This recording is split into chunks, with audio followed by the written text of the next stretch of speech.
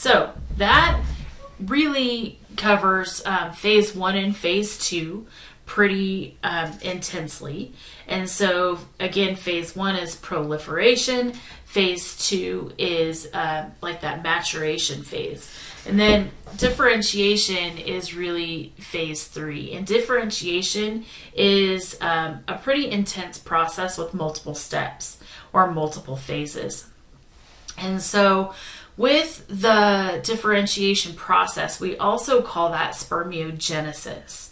And spermiogenesis will begin with the Golgi phase.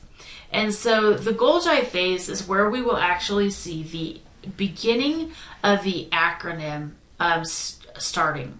And so if we look at this sperm cell here, the Golgi phase is where we see the Golgi body actually moving in the cell down to what will be the midpiece.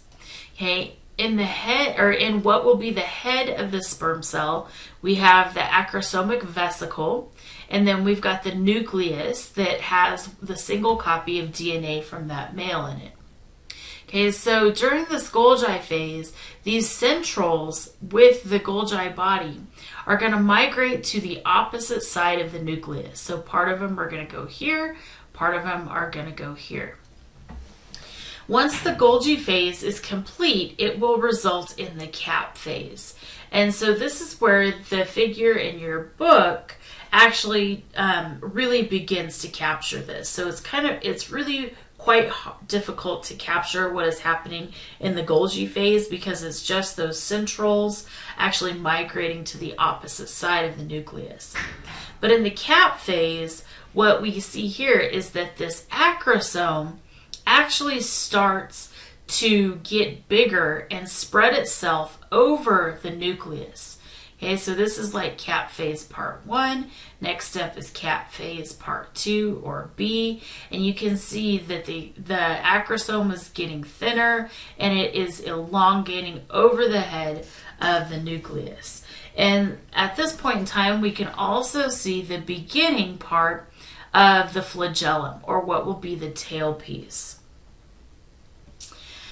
The acrosomal phase comes after the cap phase, and that is where we will see the nuclear area become elongated.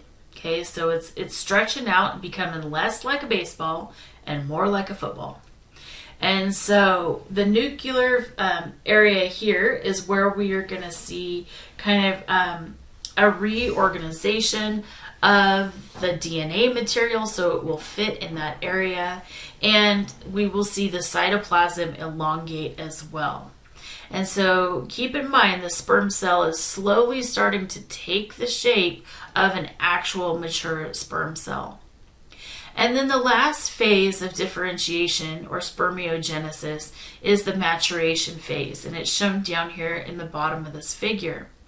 And during the maturation phase, that sperm cell will mature to become a functioning cell.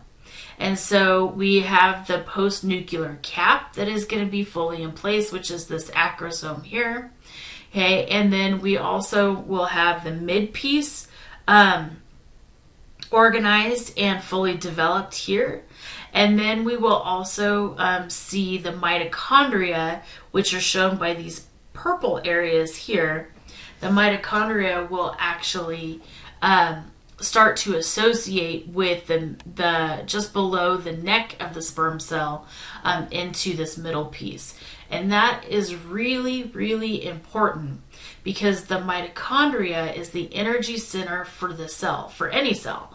But in sperm cells, it becomes really important because the mitochondria have to actually generate energy for the sperm cell to have enough energy to propel itself into the female tract through the vagina, through the cervix, through the uterus, through the uterine horn, to the oviduct for fertilization. And so lots of mitochondria are associated with the sperm cell here. It's going to associate with the midpiece, and it's going to be really the biggest part of that middle piece. And so that maturation phase is where we see a fully formed head, a fully formed neck, the mid piece that encompasses all the mitochondria, and then the principal piece, or the last piece, which is the tail. So the spermatozoa is really defined by these very specific areas of fully mature spermatozoa. And so the head and the tail are going to encompass that mid piece. And so the head is where we will actually see the acrosome protecting that nucleus that has the DNA. And so the head is going to have the nucleus, that acrosome, and the postnuclear cap. The tail is going to include the mid piece that is going to be associated with the mitochondrial helix. It's also going to have the principal piece and the terminal piece, which is the very end of the tail. So let's talk a little bit more in depth about the acrosome. So just to reorient you, the acrosome is going to be this area here, and it's going to help to protect that nucleus. And so the acrosome is going to encompass the anterior 2/3 of the nucleus. And so this material is a membrane-bound lysosome. And if that word is ringing a bell, it should, because the lysosome is actually a cellular structure.